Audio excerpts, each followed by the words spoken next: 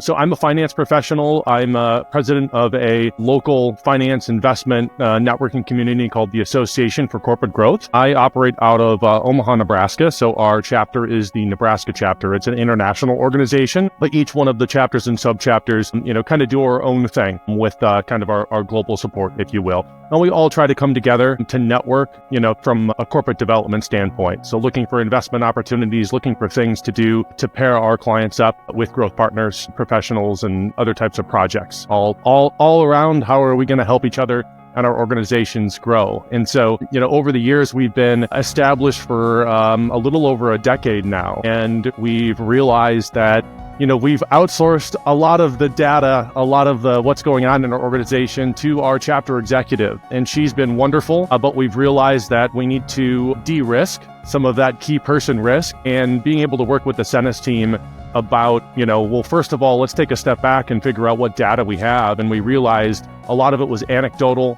or kind of in someone's head. So being able to extrapolate that has really empowered our organization. So we know exactly, how we want to grow, where's our starting point. And then what's been so excellent with you guys, you've always paired good, solid recommendations and insight with the data that we've had. So one of our objectives as Marco and the team had worked with us this year is we'd like to increase our women membership. So we started with, let's get the good data to put in, let's figure out how many female members we have.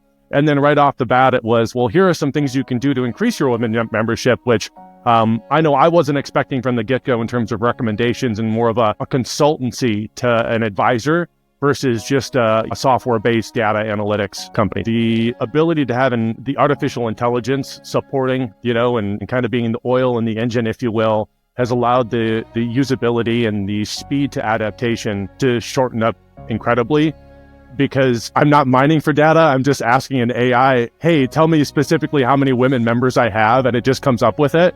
So that's really nice. I'm a visual person. I'm not, heavy in data and text. And so to be able to have a dashboard that's fully customizable, we're like, hey, yeah, that's good data, but not anything we're using right now. And Marco, you and the team were like, okay, well, what about this? It was kind of like putting our board meetings on steroids, right off the bat, which was super helpful. But no, the AI usability coupled with the visual nature of the dashboard makes it really, really easy to understand. It's overwhelming to start with. The slowness for us, as you can relate to, Marco, was getting our board up to speed on everything and all the capabilities that it has and can do versus there being delays on your end. It's that does a really, really good job for us to have something very usable right off the bat. There's no preparation needed for our board meetings either.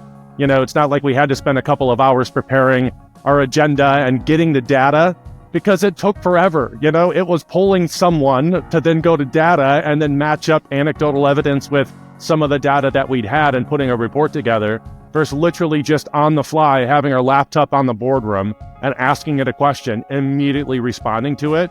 There wasn't any more, I guess we'll get that at next board meeting type of conversations. It was just all readily available for us, especially in an organization like ours where, I'm president for a certain term, but I'm able, passing the baton to somebody else. They need to be able to have a foundation of easily readable, understandable, digestible data to start with. And that's just, the foundation of what our goals are is, let's figure out what we have first and try to make it better. We need to know the specifics and the details, and that lies in the data. So to be able to easily replicate that for the future presidency and as our board changes over, Senis provides us that, that consistent foundation for us to be able to build upon. We've got a cycle of positive reinforcement now because we've realized, hey, we needed better data.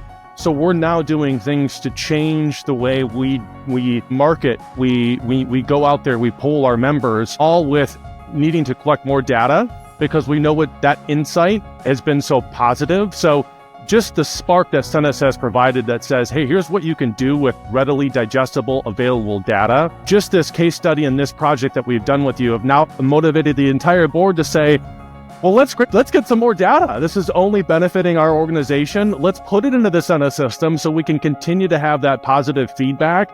We've done things now where I realized, hey, why aren't we getting any data from our sources like our LinkedIn marketing?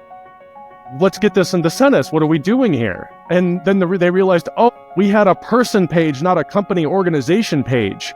Well, guys, get an organization page put together. Now let's start polling our members more.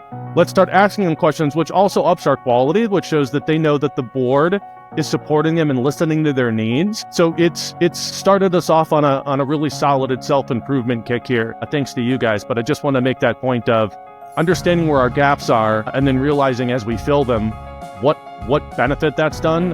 It's really kind of transformed to say, hey, let's make data our friend, and let's keep building this system because we can use it to our advantage.